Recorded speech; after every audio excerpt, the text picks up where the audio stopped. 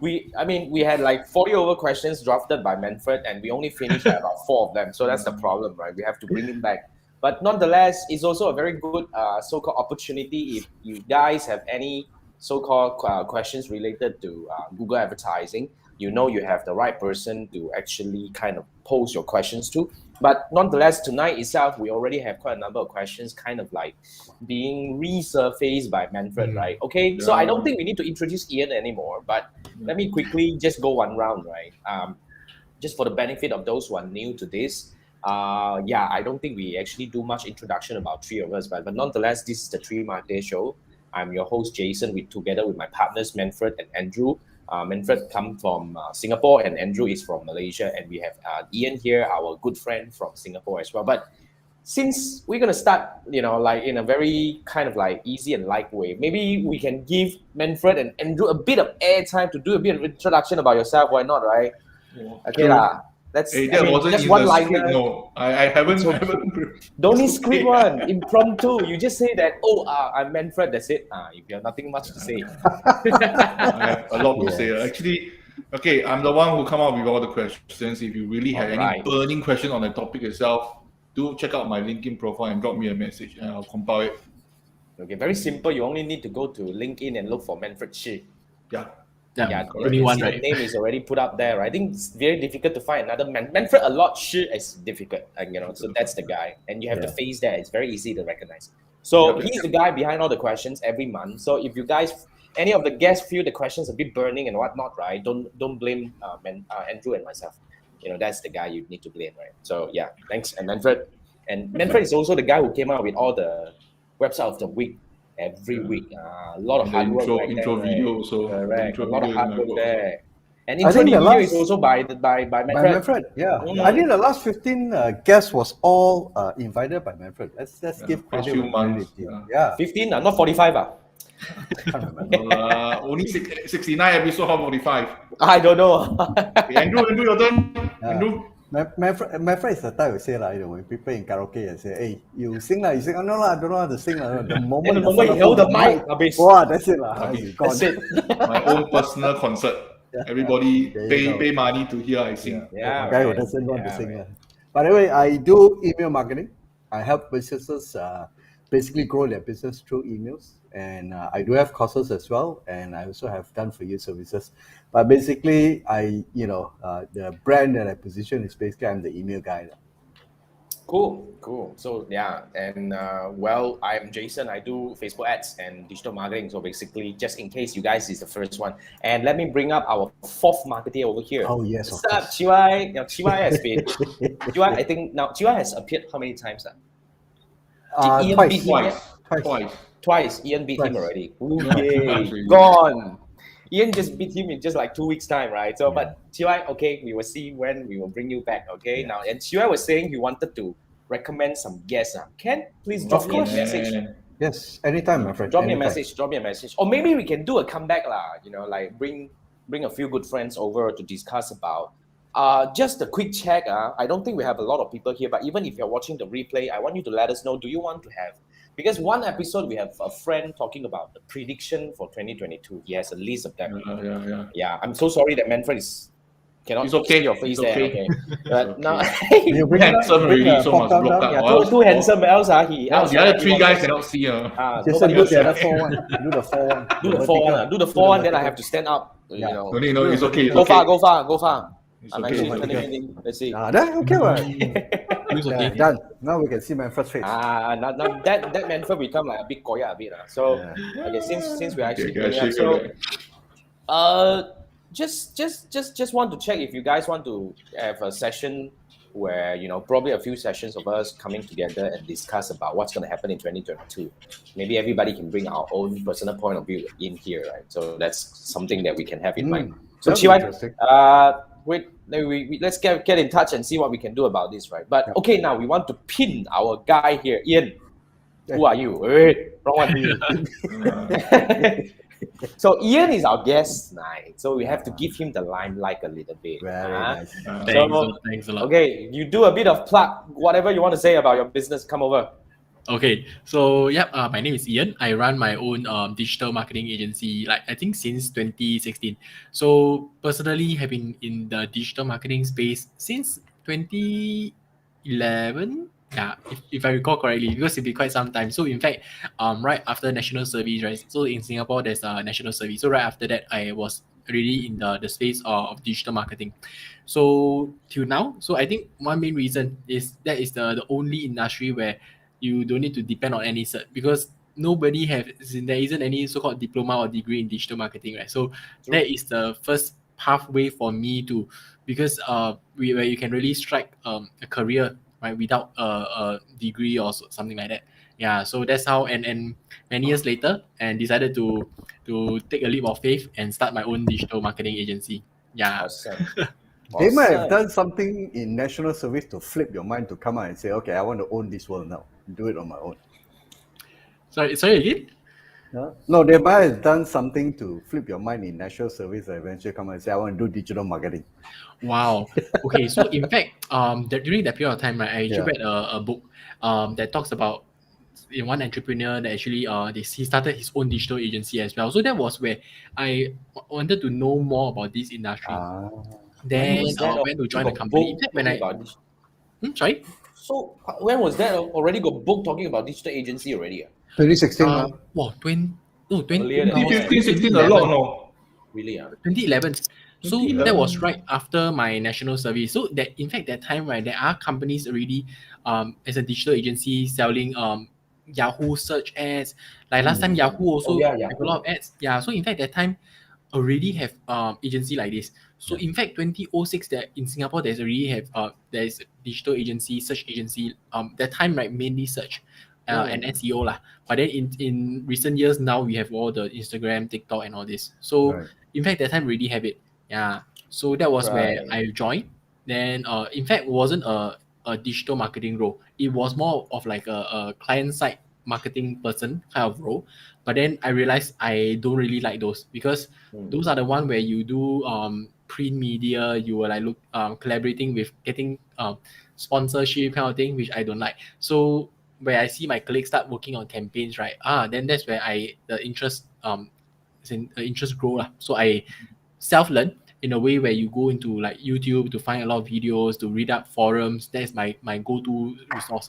And of course, on-job training, that is the most important one. Yeah. It was back then.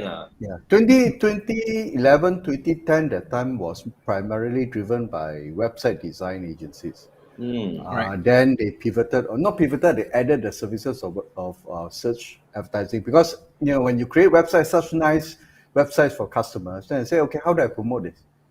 So that came the need to look at, okay, what else do I do? What else can they do in additional service? And also partly due to competition, because almost everybody who is anybody with a computer technically can design a website. So the only way for them to so-called differentiate themselves is to then add that component of advertising and all those things. Then Facebook came in, so eventually a lot of people, if you trace back most of the agencies, they actually came from web design as the base. True, very true. And that's the period where you still get to see Google Ads CPC below $1. Now it's good days, sir. Yeah, hardly you can see that. Correct. Those were the days. Okay, now, so tonight our topic is still Google advertising or search engine marketing. Yes. So last week, 2 weeks ago, Ian answered several questions. Three questions. Yeah, I don't know how many questions we covered. Okay lah. But here's the thing: when it comes to digital marketing, any topic or Facebook advertising, or Google advertising, I think the questions will never end. The more you do, the more questions you have. Like, can you imagine in the past 1 year plus, I've answered 600 over questions on Facebook advertising. What the hell? Wow. I have no idea what did I say, man. But yeah, it can be that many. But if you guys have any questions regarding Google advertising, you can actually type your questions in the comment and we will bring them up. And basically, we will have some discussion over here. Now, and Chiwai was saying kind of like, Chiwai is participating in the discussion. So your agency evolved, one of the example of what Andrew mentioned. Right, evolve. I think Chiwai's agency is very much rooted in website design. Yep. Then the digital marketing become part of it. It started from there. Yes, I think that's correct. The digital marketing came to scene as part of the added value. Yeah, I think that's how everything started. Cool, Chiwai. So Yeah, that's a good one. So I think I would like to quickly anchor our discussion into our first topic. So the first topic, or first question that kind of like put in by Manfred was this: turning off clicks with no conversion is important. What else? Well, all of a sudden, this question immediately jump in. He goes straight into the nitty gritty part already. Turning off clicks with no conversion is important. So how do you structure this question, Manfred? Please help us. No, you see, when we run search, sometimes the keyword itself has click. But you see, I spend money, then no conversion, very difficult to answer the management.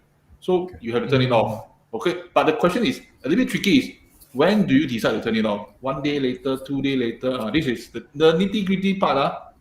I have to ask the expert here. And of course, turning it off, what else? Do I, as in 1 week later, then happily turn it on again and try again? So these kind of questions. Yeah. I like that. Happily. Okay. That's a good I one. think so usually, right, okay, because ultimately a lot of time where people who run Google ads or even like Facebook ads, they have their own set of structure in a way framework. So maybe I run ads in this manner. Another Google ad specialist who run it he has his own style of structuring campaign. Yep. But in general, for me, how I see these questions, I will try to break it down into a few scenario lah. So for example, if you say that when you review your campaign, you're looking at the optimization part of it. So is two scenario where you have cases where keywords is, it could be also cases where keywords getting very, very low volume of clicks, or even that you have keywords that have significant amount of clicks but no conversion at all.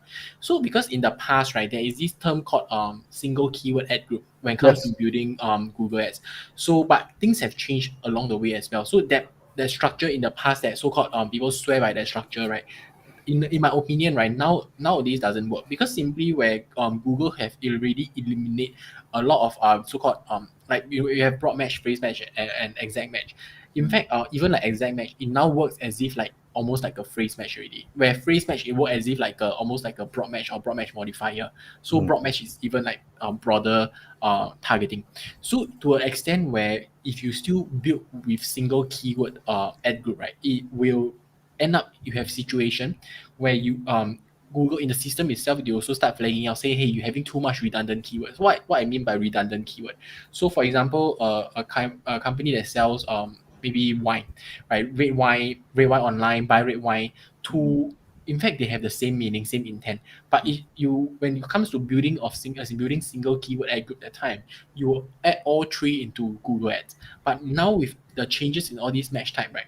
You just need to add like maybe red wine Singapore or red wine online will be sufficient, because with three match type in place, you will be able to match to different permutations. So you don't need to have three different keywords inside, because in the end, Google will flag out as redundant keywords first thing. Then you will get to have some keywords without any clicks, right? So it will become an issue where you don't even have the volume of clicks to measure whether is this keyword worth to keep or not. Yeah, so structure become an issue where you keep constantly facing a dilemma, right? Where keywords is getting, you have some form of clicks but no conversion. Then this could be one issue. Then of course, like in a scenario like this, you have quite a number of like impressions and generating clicks.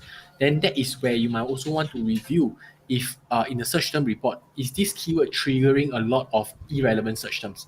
Yeah, so this can be also one issue as well. Yeah. So I would say, yes, to a certain extent, turning off,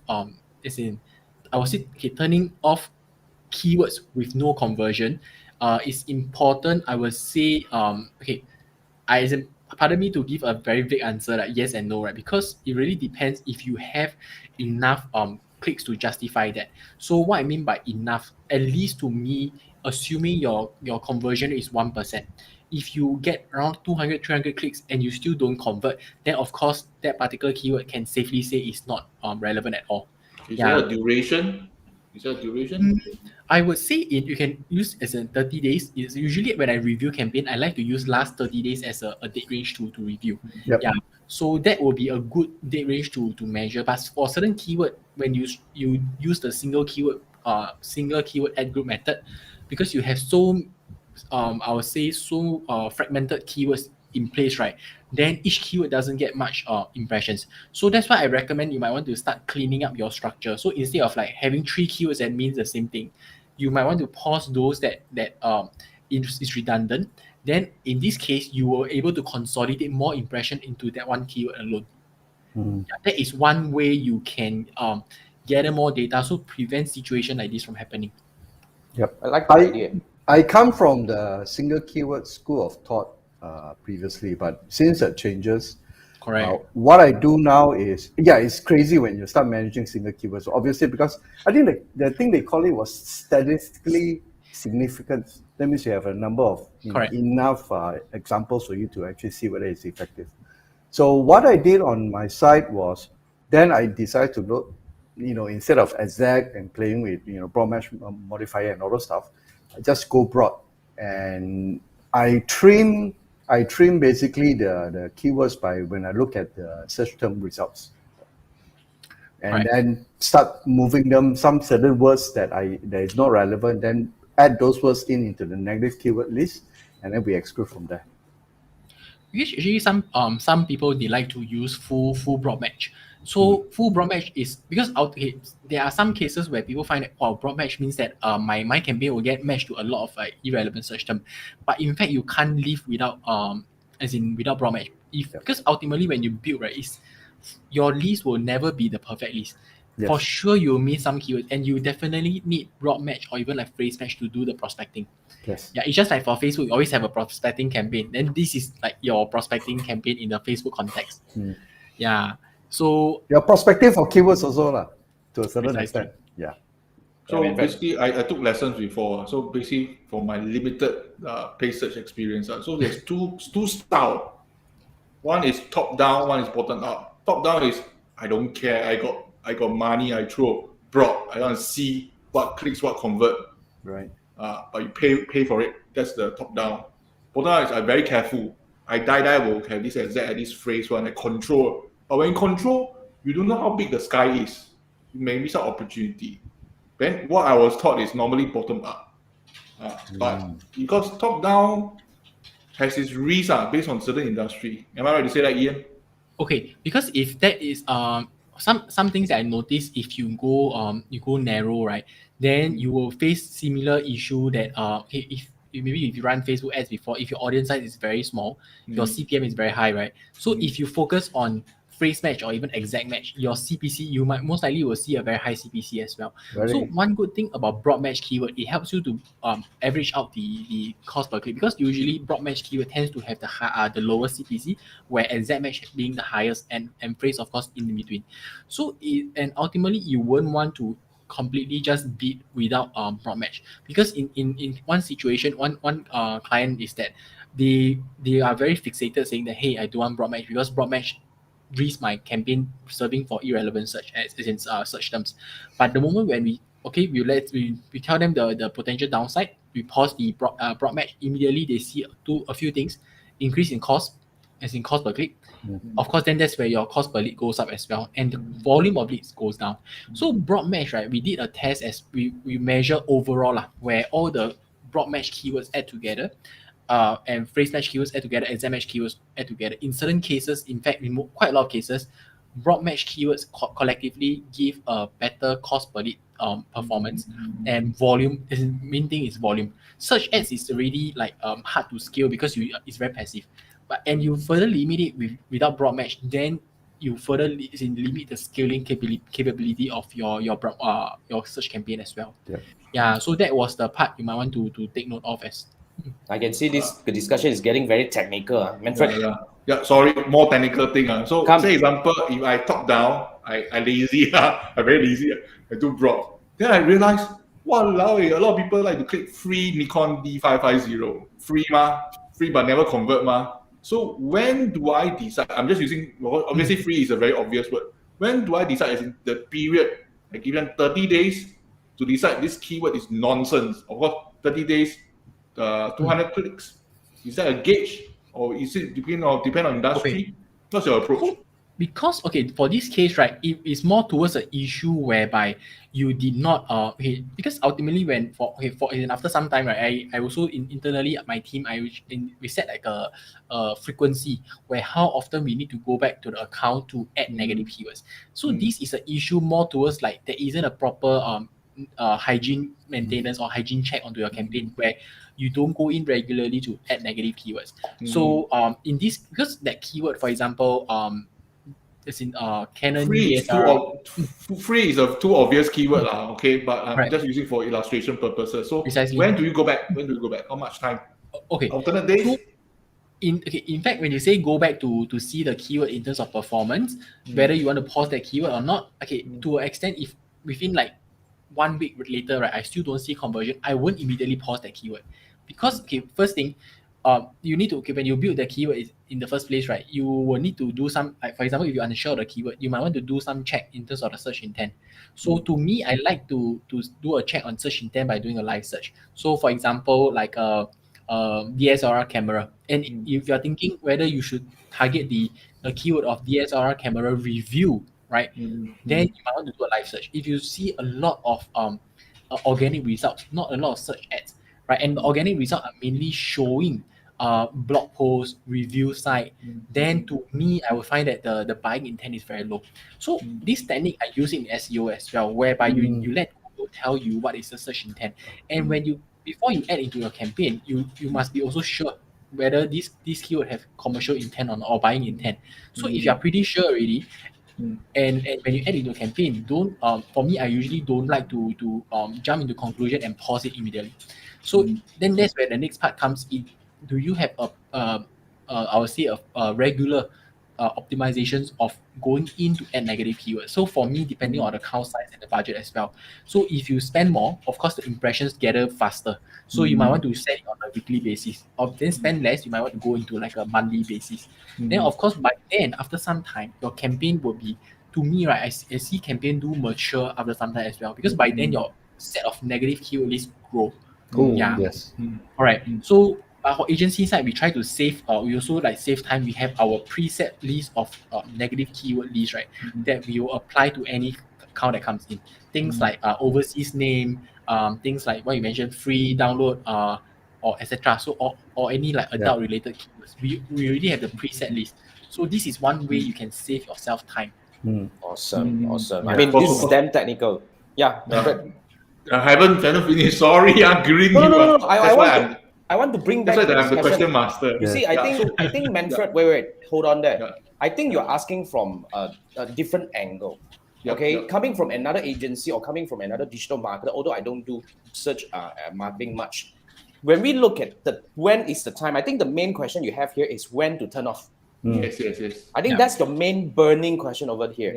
Turn off when you have solid data. Like for example, if your conversion is like what Ian mentioned just now, if your conversion is 1% and you turn off after 20 clicks, no conversion, I think that's a premature kill.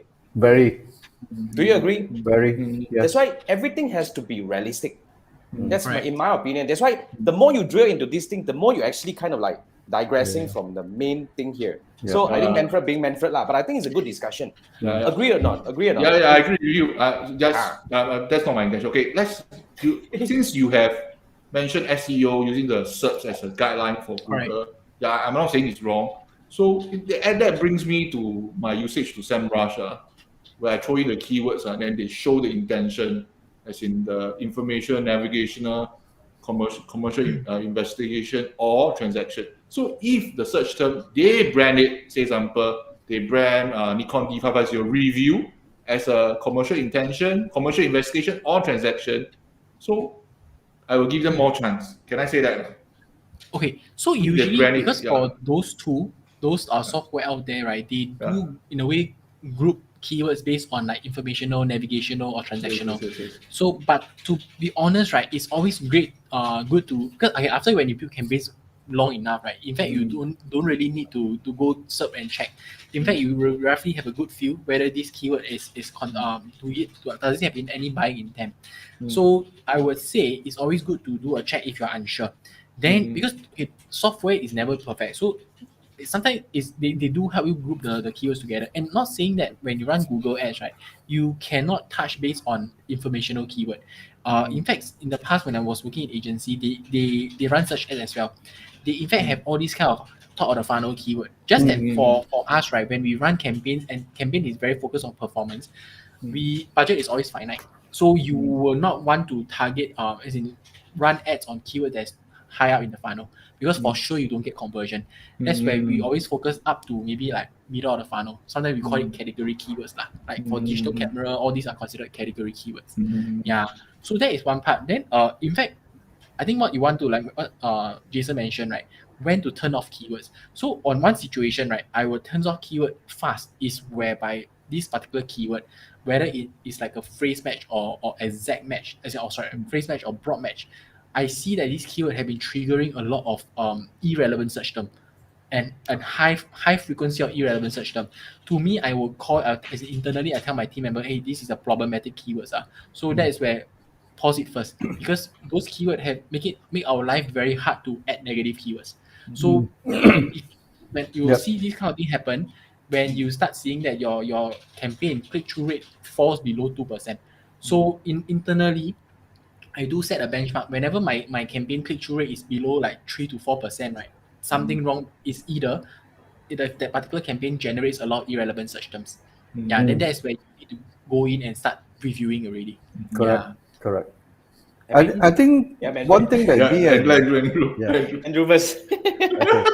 So I think one thing that me and Jason we used to talk about it is a lot of us, when we run ads, initially we used to look at the dashboard information, and we look at click through and we look at impression and all that. But one very important thing that's missing, and it should be considered when you design your campaign, is what happens after the click. So if, for example, in Manfred's case, for example, you say free camera, DSLR, whatever model it is, and Ian, you mentioned about top of the funnel, middle, and what. This could be a top of the funnel kind of inquiry.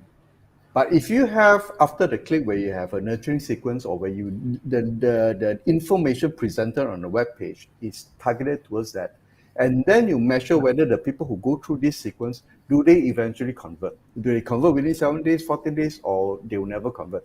And when you look at the entire sequence all the way to the end, then only you can make a very so-called educated decision whether the keyword is actually should be taken out or basically should be included inside. Because search is basically an intent based, but you won't know until you actually put it up to the market. Unlike like Facebook, and also I think SEM is pretty much a long-term play. You can't have immediate results within a month. Unlike if you run a Facebook ads. You have to figure out. But normally people build from the bottom of the funnel where they get the thing gradually move up and see whether it will trigger down. Will trigger down because you're answerable for the budget itself. But after the click is important, because the experience when they click on the ad is the one that make a determination whether they should continue. See whether there's a connection between the search term and the keyword and the subsequent thing. So I think Ian provided a very good, sorry to interrupt, Manfred, you remember what I wanted to say. I think Ian provided a very good route to check, which is constantly check your so-called search term. Yes. That will give you a very good idea whether your so-called keyword is actually kind of like getting you whatever you want or not. Yeah, Manfred, back to you. You guys intend to turn this question into a 1 hour one question, 1 hour session. Okay. I deviate a bit. So this one is one topic. So there's one question that actually come to my mind. So I was having this conversation. So example, this brand, say example, let's say you are the China phone maker, Xiaomi or Vivo or Oppo. Okay, will you buy Apple's keyword? When people looking for iPhone. We talked about this last week, Yeah, we discussed 2 weeks ago. We discussed before, yes. You show it, right? You didn't listen, Context of the. You didn't tune in that day, You send in the link to the video. He can go. I sent you the link back to the video. You talk about the competitors' keyword. Hey, were you at the show? What happened to you that day? That was my evil tweet. Yeah, evil tweet. I think this is Manfred's insidious so-called plan, because now we are. So you all watched back 2 weeks ago the first episode. He wants to. I think you want to watch back the 2 weeks ago episode. So in fact, right? I'm just checking whether you all understand, still remember. Oh yeah. Of course. That's a good one. Okay, I give you.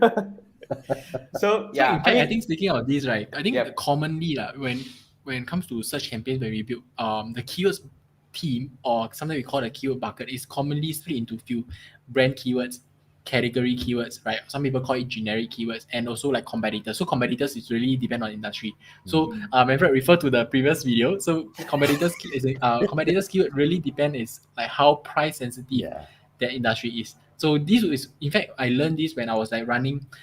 In fact, for me, right, I was still learning every time when we run campaigns, right? In the past, I never believed in competitors keyword. So when we run a campaign for travel insurance, wow, the conversion we do get conversions because it's a new player in Singapore. So we get conversions from things like AIA, is in AXA and all this. So people can't tell the difference. Absolutely. correct. So the Price is the main conversion thing that they're looking for. So no, my intention is to actually halfway through the show remind our audience there's actually a part one. So if you want to know the answer for part one, then watch part one. So the viewership will go up. Yes. And I also want to remind you guys, okay, up to now already like second half. It's already like We're we are halfway entering through. the second half of part 2 right now, Yes. and we are still stuck at question number 1 for tonight. Yes. Then really, I just want to show you how deep this thing can get into. And to be very frank, right, we can only discuss like so-called ideas or topics or based on the cases over here. But in terms of how to set up Google advertising, in fact, it's really a skill that you have to master. So Ian is gonna run a course. So I'm just gonna like plug this. I have to, right, because Ian is our guest, and Ian is gonna run a course with us. End of this month, he's going to run live. But if you're watching the replay and you still want to learn, you can still go to this link and actually sign up, because once we have done the live training, then we will actually kind of like make the replay available for you to purchase. But if you sign up right now, you get a lot more benefit. I don't want to talk about that. Go to this link and sign up and take a look at it. But if you are my members, my FAA members, or some other members, you get some discount. So yeah, that's how you can actually find out more information on the landing page itself. So go over and take a look at this. So come back to the question. Are we, Manfred, are you satisfied with this? No. I just want to make sure that you are satisfied or not. Squeeze until nothing to come out already. No sweat nothing already. Nothing already. Okay, We're going to have Ian for the next 31 episode. Yeah, 45. So, maybe 45. All the way to episode 100. Yes. Because 40 questions. Yeah, 40 questions. So 40 episodes. One question, one episode. Yeah. But I think we just have to what cover. The idea here is we want to showcase how knowledgeable is Ian, and how complex is this thing. Yeah. Okay, so if you guys want to find out more, you can connect with Ian. You just all you need to do is just go to LinkedIn and look for Ian Ong, and you'll be able to connect with him. Yeah. And if your company is looking for an agency, I think I don't want to recommend any other people over here. So basically, this is the person that you have to talk to. Okay, now let's bring us to the next question. Yes. Okay. Manfred, I need you to fill in the context because it's all your questions. Okay. And most of the questions over here. Should I adjust my bid for the keyword? Say example, okay, I bid for the keyword itself and it's getting some conversion, yes. So I greedy lah. You want to power the whole keyword lah. More. Right. I want to see where's the ceiling. I want to know where's the ceiling. So at what pace? When do I do it? As in when do I say? Is it 1 month later? Then I realize, okay, this proven that this is a working keyword for me. I want to know where's the ceiling. So when do I know? And when do I take action? And how much should I adjust by? How much percentage? 20%? Now this is a very typical question that. So if I'm going to share some as in my answers, right? In terms, it doesn't even sounds like it's not really like a expert sounding kind of answer. So I think last session, right, I talked about when it comes to bid management, I rely a lot on the auto bidding. So because right, to me, when it comes to campaign management wise, if you have maybe like 500 keywords, going into each keyword, increase bid by $1, $2, decrease by 5 cents, 50 cents, right? It's going to kill the campaign manager's life, right? So you literally will just as in how much man hours is the person going to spend, and ultimately, right? I personally believe over time in the past maybe when auto bidding is not as good as now. But for now, right, with all the data points, I think it's getting better. So typically, I do not manage the bid management part, right? So I literally just set up the smart bidding, right, which is auto bidding function. So But for me, we do have like a framework where how we're going to progress clients campaign from different bidding strategy. So in fact, right, in the past, there is certain requirement whereby for example, maximize conversion, one of the strategy inside, you need at least, if I recall correctly, 30 conversion in 30 days. That was in the past. In fact, now, right, what they say is you don't need the conversions data. You can already straight away use that. So to me, I think maybe because the system is getting smarter already, so they don't need that pre data sets to learn. So to me, usually I would start off with that, then progressively go into like target CPA as a bidding strategy. So then, of course, we still do bid adjustment using the percentage adjustment function. So for example, in the case of like this company, travel insurance, I see that in maybe for male and female, right? Maybe female tends to be the one that give us a lower cost per lead, cost per acquisition. And our client did set like, okay, anything below 17, they are perfectly fine. So once we are able to hit 17 cost per acquisition, they're able to uncap the budget. Right. So this is where I see that maybe for female, the cost per acquisition is around like $10. So I still have room to from $10 to $17. Then that's where I will play around with the bid adjustment, maybe increase by maybe 50%. Then from there I will monitor to see if my conversions go up or go down. Yeah, so that is the part where you can. But of course, when you do this bid adjustment, it's always good to know, is there any target from your client side or even your own campaign? Because a lot of time when maybe when you ask this, right, it could be that you want to know what is the percentage to start adjusting. So there isn't a fixed percentage to know, but it's because there is a missing, you don't have a goal. Yeah, so you don't know how much the percentage is, but the moment you have a clear, you got a goalpost, right? Then you know how much you need to angle your shot, right? So that is the I think the shooting in the dark, huh?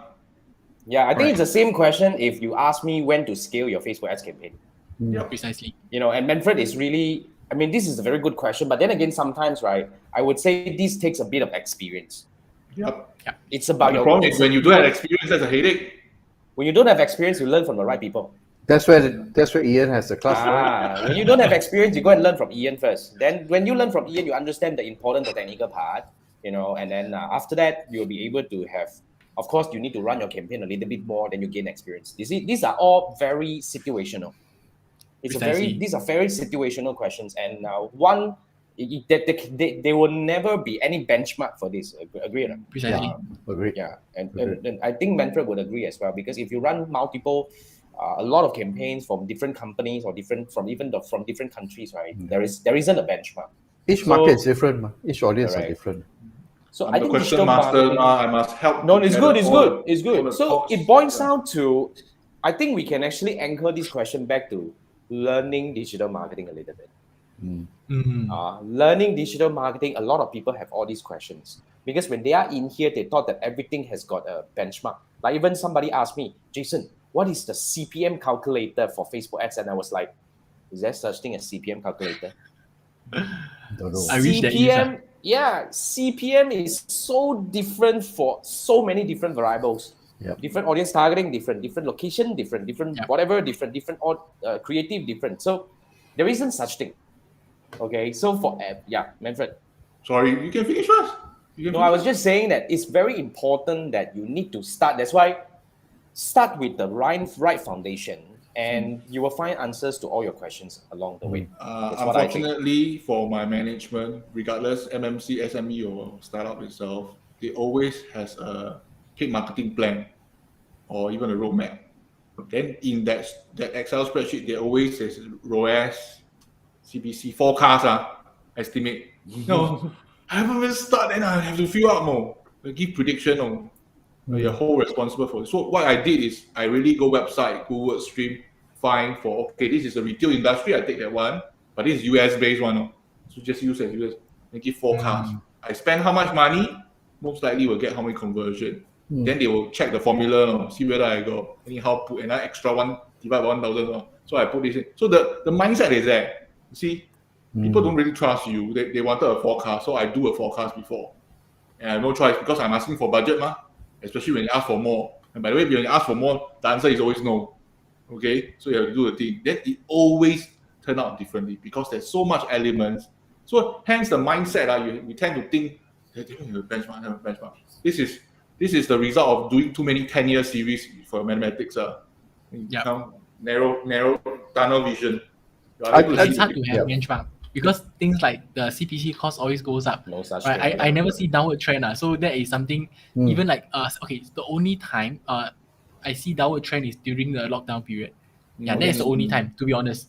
I didn't see that anymore after that. And in fact, it shoot up very fast right after the few months later.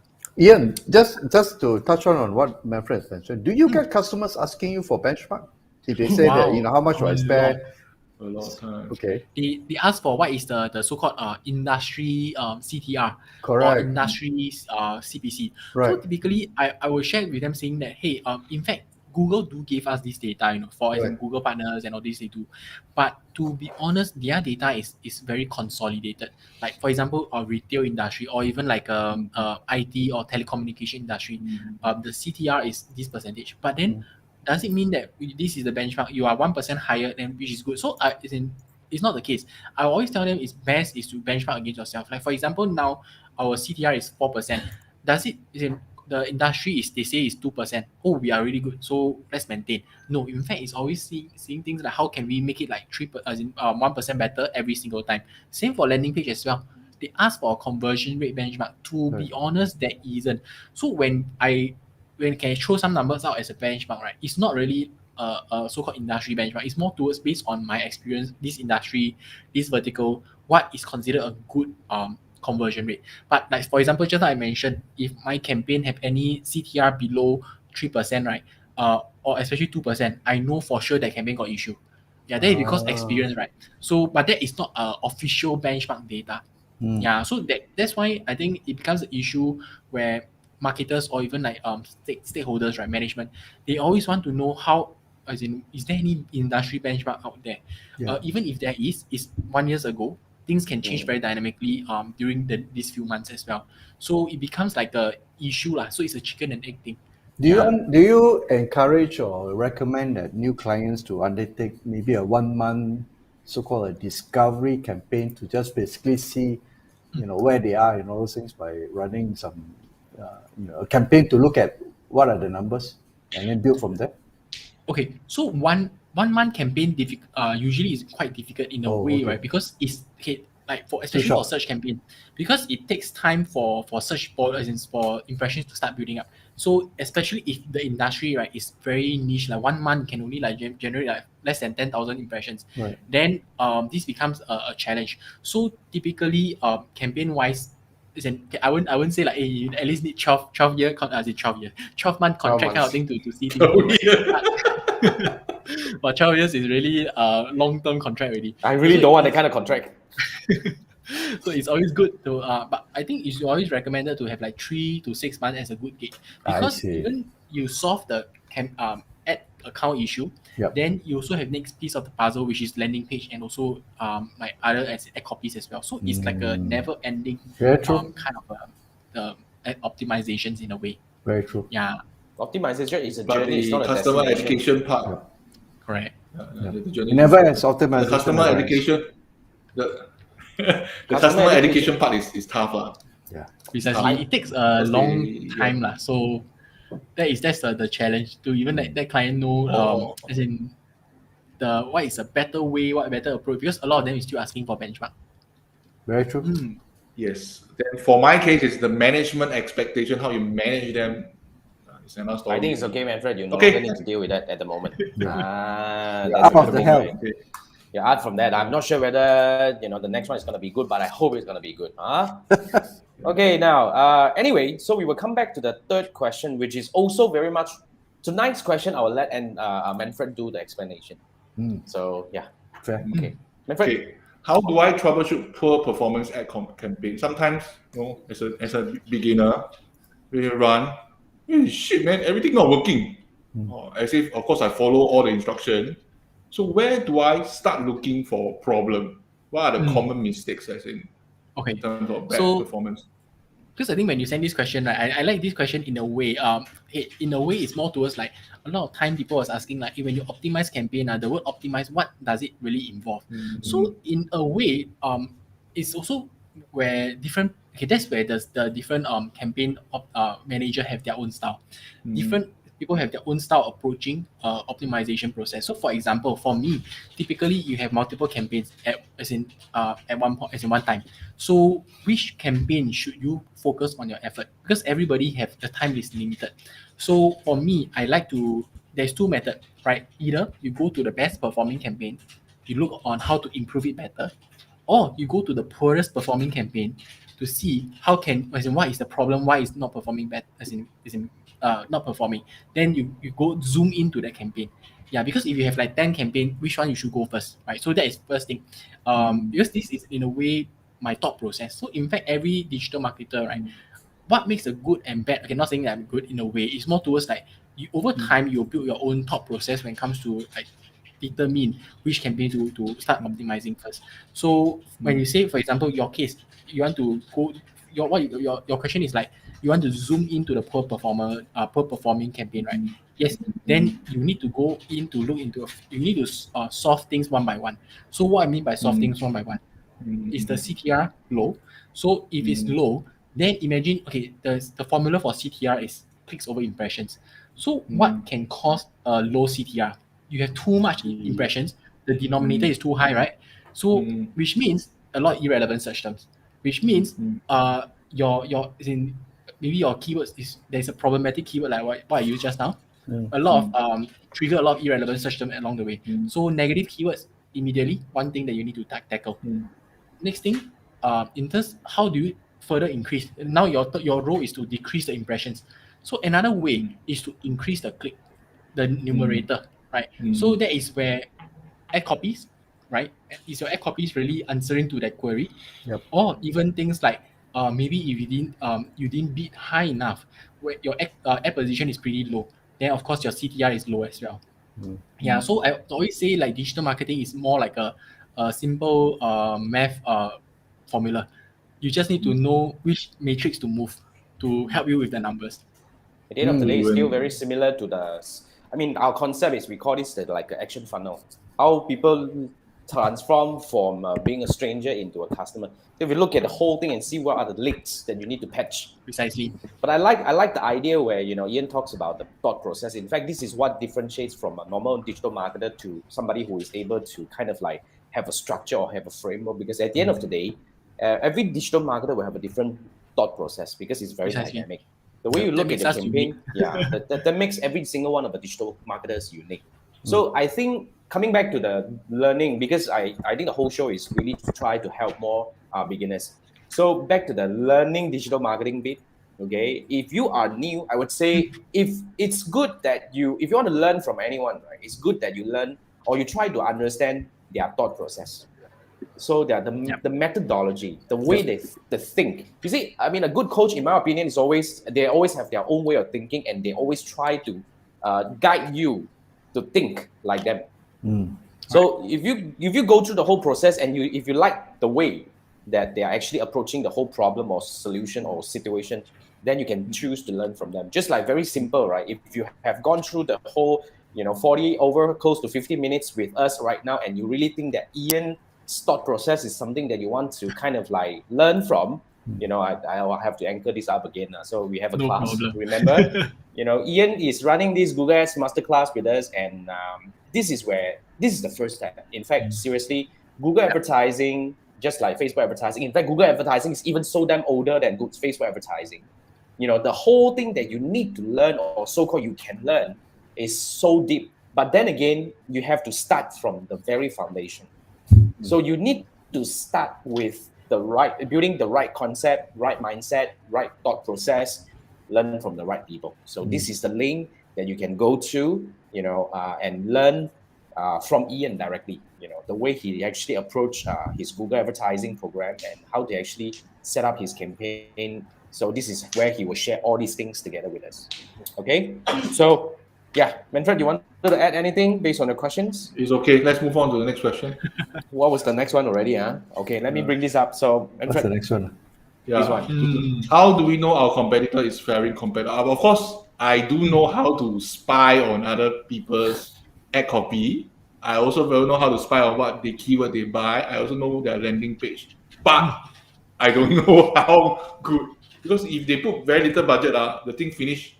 I also don't know whether they got sales. I don't know. I don't know. Okay.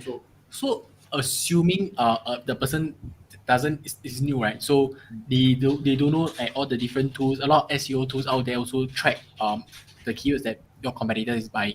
So assuming you don't have that tools, so in fact in Google Ads there's this thing called auction insights, allow you to see, right, based on this particular keyword or this series of keyword, what is the competitors or specifically domains of the advertisers that is also fighting for the same set of keywords. Absolutely. So I think, but I think the tool is in a way only can let you know how, when they say how the competitor is faring, right? You will only be able to know how much impression share they are showing up for. So if, for example, your impression share is 20%, but then their impression share is like 50%. So it could be their budget is twice of yours or more than twice of yours. So that is one way you can roughly gauge. But in terms of performance specifically to things like conversions, conversion is So I think the something max is click lah. Maximum Sorry? is click lah. Maximum we can trace is up to click only lah. Might not be even. They don't click show because clicks, right? In auction they insights, don't. they only show your top, whether they are ranked higher than you in the search term, in the positioning and all those things. They don't show clicks. Those because ad those copy, the landing page they go, the keyword they buy, and that's it. So in auctions insights, they only mainly let you know impression share. So from that, right, you can roughly in a way guess their budget. But I would say that's why it's okay. Try not to, because these questions still boils down to the part where people like to compare with competitors, right? So that's why it's always hard to get that information. So even as an agency, even we are managing your competitors' account, right, it's something that we won't be able to share.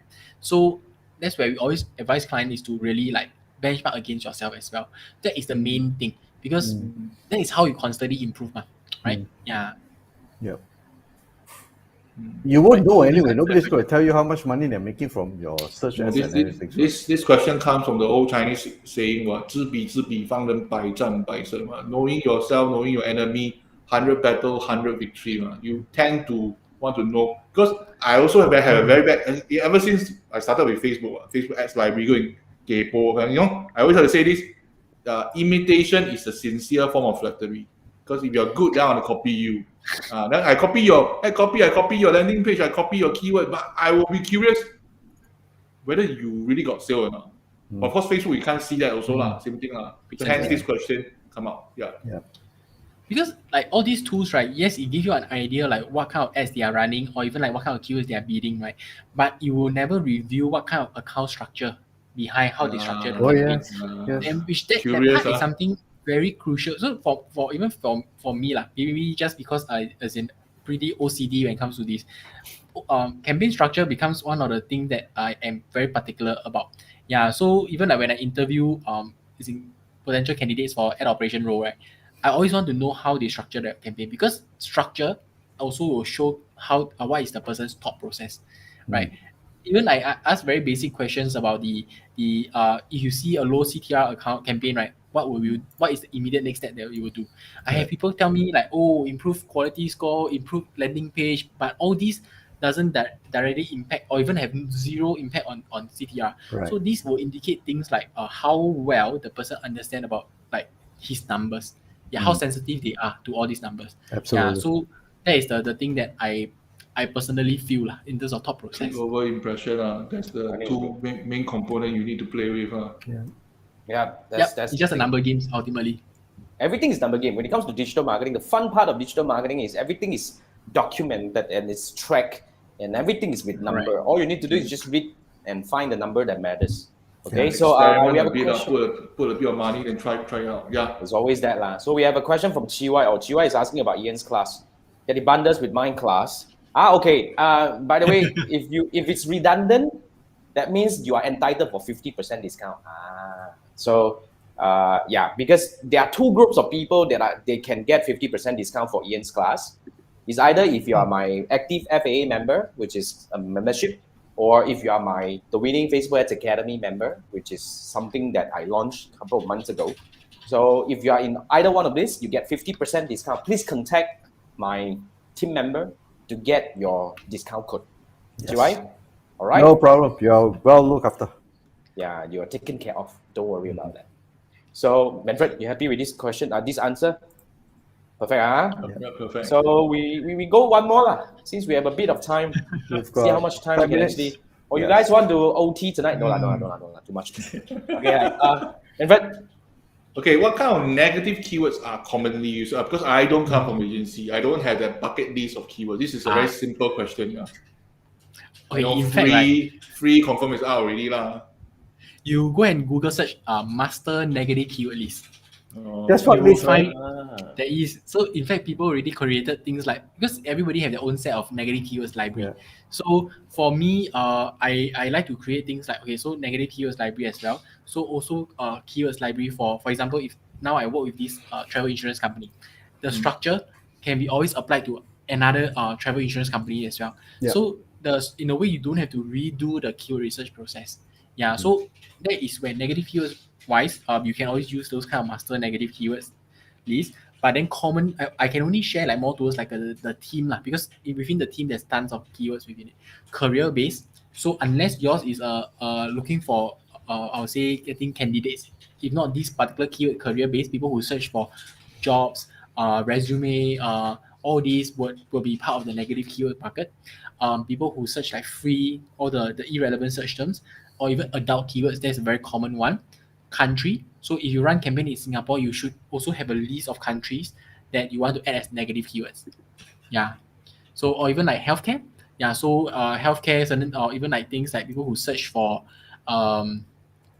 example, things like PPT. People like to search for image, PDM, all these. Yeah, all these is part of the negative keyword bucket as well.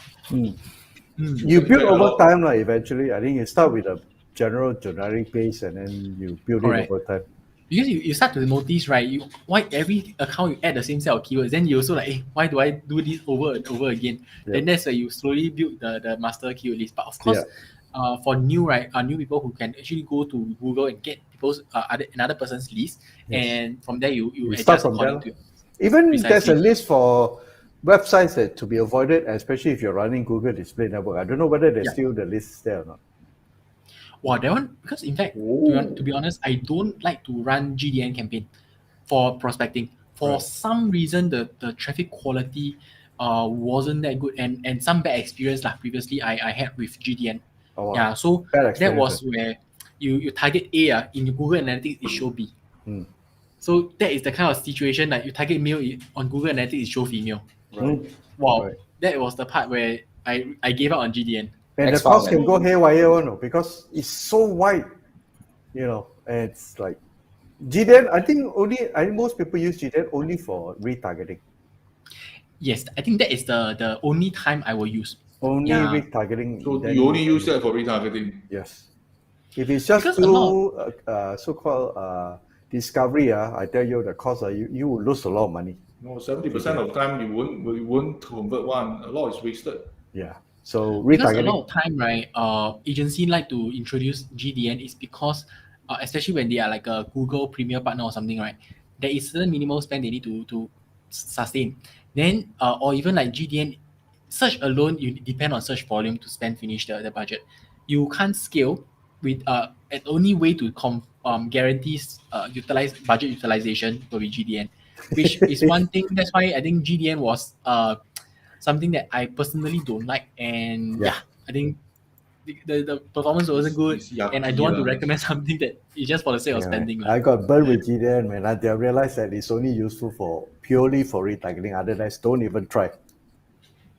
Unless maybe one day I can figure out the formula for GDN, but for now I try to avoid after the bad experience that I have. Yeah, that's for another class. Yes, for the GDN masterclass. Right. Chiwai was saying the formula. Yeah, Chiwai was saying never replace Facebook. Yeah, Chiwai was saying GDN didn't work for him as well. So yeah, he used it more for branding. Yep. Try the retargeting, Chiwai. Retargeting is useful. Oh, speaking of retargeting, in fact, in the month of December, I have one campaign, right? Everything seems to be increasing in terms of cost per lead because of CPC shoot up, right? But then, which means my usual campaign, my performance dropped by half. But then, because of my retargeting with GDN, it saved the day in a way where the overall number for the month isn't a drop. In fact, it's an increase because GDN helped me to as in how to say Salvage. salvage a lot of traffic. Yeah. Absolutely. So that was the only time I appreciate about GDN. Yeah. Right. So let's see. Gio was saying something, except he said he's gonna come in to your class as a troublemaker. So we expect that shit to happen. So like Gio was saying, you spill the beans of a minimum spend by premium partner. Did you? Yeah. I don't know. Just now I mentioned. Yeah. Oh, because But I'm not anyway, premium partner. Xiao normally we pass already. Yeah, we passed that. We passed Yes, that. And Elizabeth has a question. Is there situations that is? Yeah, Elizabeth is Manfred's friend. Yes. And I assume so. So why keyword? They don't have specific landing page without a keyword in the website. Okay. So what do you think? Okay, so correct me if I'm wrong, right? So it's saying that you want to buy certain keywords, but then, like for example, the landing page that you want to bring them on might not be a good. Don't have answer to that that keyword query. inside. Yeah, don't have that keyword inside there. Okay, Might not be so a direct match. okay, so for me, right, I think although I try not to be very particular about you must have the exact keyword inside your landing page, because ultimately, like for example, things like how to say red wine, all these, right? For example, you go to the page itself. If it's a page selling, how to say, wine in general, for sure inside will there contain some product that is matching that search query. But in this scenario where how should I put it? Because So I maybe think where's the it's stop. So the keyword definitely must be found in ad copy. But whether is it in a landing page, that's a different ballgame. Similar words is still acceptable. Yeah. But if the thing don't have it, but it's implying, the landing page is implying the intent, I think should be okay lah. No, I think it's a context. If you're looking at, let's say, a keyword code definition, that I'm assuming that this is an honest self-tizer. You really want to target this group of people, and there's a reason why you want to target this group of people for this search. And when you go to the landing page, it talks about this, or maybe something that's around that. Then I think that's fine, because the context has to be. If I'm looking for this, and look at the landing page, the copy is relevant to me. Then you'll be okay. Okay, I think I know where this question is okay. So forget about my example just now. Okay, so in fact, right, what I think she's saying that if, for example, if she want to target generic keyword like dementia for one of the product, so in a way her website might not be containing this keyword. It's just that maybe this product can suit that the patients or that people suffering. It's related lah. It's really So okay. in this case, you might want to go into approach where, for example, the keyword you want to target, you do a search and see what kind of search result is coming out. Typically, this is a case where you don't have much buying intent. So unless, right, when you search this keyword, there is a lot of services page, treatment page, or even product page, then this shows buying intent. So that goes back to the question just now we had, right, in terms of the keywords within the funnel wise, top, middle, and bottom. Yes. Typically, I will, if this is a case where it's towards the top of the funnel, not very much buying informational intent, keyword search. correct. Yep. Then I will try not to bid on this keyword simply because rarely you get conversion from this. Even you get conversion, it is going to be not worthwhile because the path to purchase can be still sometime. Yeah, search wise might not be, because our search budget is always finite. Secure your low-hanging fruit, bottom and middle of the funnel, which is usually your brand campaign, your brand keywords, your category keywords, or even sometimes competitors' keywords. Yep. But other than that, try not to, because sometimes you might be a bit of part of being kiasu in a way, where in the past I had that as well. You want to target a lot of different keywords out there. You have an assumption, maybe this keyword, my product can help them. But this is very, very hard to convert for sure because of the path to purchase is still long. Agreed. Yeah. I think your idea of using top, middle, and bottom makes absolute sense when it comes to SEM. Yes. Yep. Because money is always finite, right? So of course the low hanging fruit will the No, easiest unless for you want to agency drive to traffic lah. If your intention is to drive traffic to your site, you tell them I am the authority for this, then this is the intention met lah. But if you really want to drive sales, that's a different story. Cool. Correct. Cool. Thank you so Okay, much for awesome. the question, Alice. Hope I answered Elizabeth. Elizabeth's Yeah, questions. I think you did. And the next question from Chiwa is that is your class live training? It is live training on the 20th and 21st at 2 to 4 p.m. And there will be Q&A session towards the end of the session. But if you're watching this after the session, you can still go over and sign up and you will still get the recorded version of the thing. But of course, if you want to join it live and go and make trouble, you have to join 21st. Yeah, you have to join Ian on the 20th and 21st. Yes. Okay, I will just go over and put it up, the link over here. So yeah, I think that will bring us to the end of tonight's this episode. How many questions? 3 questions? Yeah, I don't know. We covered 5. We got 4. I guess four. All 4 or 5 questions, Not right? bad, not bad. Let me hide from stream and I'll bring this up. So this is the link that you can go over and sign up to Ian's Google Ads Masterclass that's going to happen live on 20th to 21st of January at 2 to 4 p.m. But if you're watching the replay of this one and you still want to catch the replay version, in fact, for those who sign up, you get the lifetime access to the entire whole thing. So it doesn't matter if you can't really learn the whole thing during the live training, you can still keep it and you can keep on coming back and watch it and over again until you really master like how Ian does that, right? So that's how it works. I guarantee you have to watch it many times. Usually this is the thing that you have to watch a lot of times. It's not a movie or so-called a Netflix show. This one has to watch many times. So luckily you have Ian here. So his face can tahan. You can actually look at him for a long hour. Else, I'm just saying. Well, he could always just show slides and his. Oh yeah, man. But no, I'll put him right in My the face center will be very because one small round shape in the corner. Yeah. I'm controlling the whole thing. So if you guys want to sign up to his class, go over and 2 groups of people will get a 50% discount. So what is our tonight's website? Wow. Let's Ian do the SE ranking. Okay, so Ian, you want to bring up share the screen or something? Yeah. Oh, wait, let me bring up the price. Yeah. So Jason is showing the link for SE ranking. I will go in and type in the website of the week. So because I personally use Ahref for the first when I first touched these kind of tools, then followed up by SEMrush. Okay, so I'm memorized by them. I really believe that you do SEO without this tool, you can die. But of course, our dear Ian tend to differ from my argument. Okay, he said, no, you can do SEO without this tool. There is SE ranking. You see, I got story one. So before, right, because I think for Manfred, okay, let me. Do you need me to screen share or something? You need to share the screen to walk us through a little bit about this tool that you are. What is this about, man? Let me see. Yeah. Okay, let me see if I can share the Chrome tab. Okay. Share tab is easier. All is one. SEO. Share then the Chrome tab. Yes. Right. So some caveats in terms of this is SEO tools in a way, right? Not in a way. It is a SEO tool. So the one of the main reason, right, because I think Manfred mentioned a lot of other SEO tools out there. So typically, I think very honest reason for using this, right, is because of pricing. So to me, right, all SEO tools out there, they serve the same purpose. Just that maybe for some tools they have a better database. When it comes to database, right, it simply means like things you want to check backlinks. It gives you more data compared to certain tools. The database is lesser.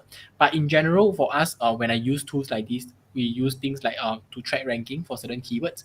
And also one thing I find very useful for this tool is there's a free trial available for these two. So main thing, I use this a lot of time when it comes to doing like a keyword research. For example, especially for those who know, like I think Google Keyword Planner, there is a lot of limitation nowadays. So that is where you can always use this under keyword research. You can always type in maybe like travel insurance. So this will allow you to see what kind of organic result is being shown. So either you can do a live search, but because sometimes live search is personalized, then when you do a search like this, allow you to see what kind of search result is being shown, whether there is buying intent or not, right? So there is one use case typically I use this for. Then of course another use case where you can leverage this is competitive research. So you can put in your a domain, right, or a specific URL, you can see what kind of keywords your competitors is showing up for. So for example, let me use okay, recently was like working on this. Okay, for example, fair price, right? So this is where you're able to see how many keywords this website is ranking for. And based on this, you can see what we call the keyword gap or content gap analysis. What competitors is ranking for and what not ranking for. So you can make sure that you have content like this. Yeah, of course, when it comes to the content of page search, this allows you to give have some idea what kind of keywords they are bidding on, and also what kind of ad copies they have. Yeah. Oh, wow.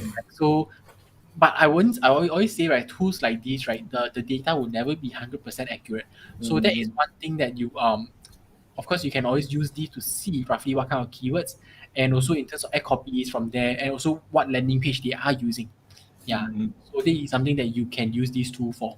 A lot of time the landing page is just the web page of the website. It's not a specific landing page, which is flawed because the navigation is all found. But yeah, just curious, I did something was bugging me.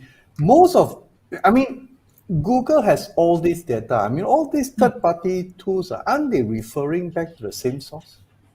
Okay, so in fact, right, the tools for their search volume data, right, might not be from Google Keyword Planner.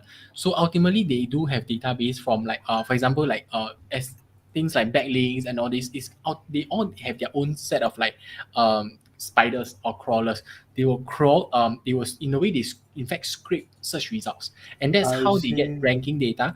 And since they are they are scraping the search results, right, they can at the same time collect data for the paid ads as well. So they know that, when this keyword is searched, I see these ads over here. So all this goes into their database, and that's how they can churn out results in data like this. So data like all this also give how they calculate the budget they roughly spend on a monthly basis. Yes. Then based on the CPC, they can roughly calculate. And based on some estimation of click-through rate, they can come out with the numbers. Oh, so they are not like plugging to the back end of Google some APIs or Facebook, you have Graph API and all those things. But basically, it's their own set of robots and all those things, right? I believe there's two sources out there. One is Google, the other one is called Clickstream. I was watching the Ahrefs video, so they do explain a bit on that. I see. So they've I think how good the software is, right, also depending on how often their bots go out and crawl. Because in fact, right, each crawl is taxing on their when it comes to monetary wise, you see. Yeah. So if they can crawl often, of course the database is More much updated. more updated, much more extensive, right? But of course this depending on whether they can afford to do that or not. Yeah. So but of course that's where they explain the higher cost for some of the tools out there. Yeah. Okay, understood. Right. That's Powerful. Thank you so much. No problem. Ian, I think we overrun a little bit tonight, but I don't think you really mind. So remember, guys, if you guys, I think up to now, you probably kind of have a very clear idea how knowledgeable is Ian about Google advertising. Thanks a lot. Thanks. You want to learn. Thank you so much for sharing with us so much, useful insights about, especially when it comes to campaign management. Hopefully, it will be beneficial to a lot of especially beginners, because to be very frank, I am also a beginner in search engine marketing, because it's a different ballgame when compared to Facebook advertising. So always remember, everything takes time. The more you practice, the better you get. That's how it works. The important thing is to start right. Correct. You have to start right, and you have to Then you learn build from the right people to actually build the right foundation, so that you will be going to the right direction. So here's the link. I'm still putting it out there.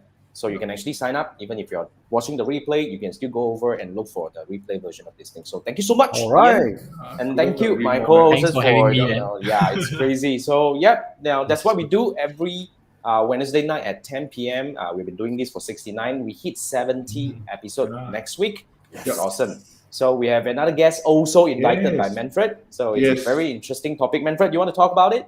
Yes, public relation. Crazy, right? So that makes me recall my days in corporate comms. Then I will tell you some story. Then we go off topic again. Probably we were half an hour about Manfred's story, then half an hour about interview. So that's how it works.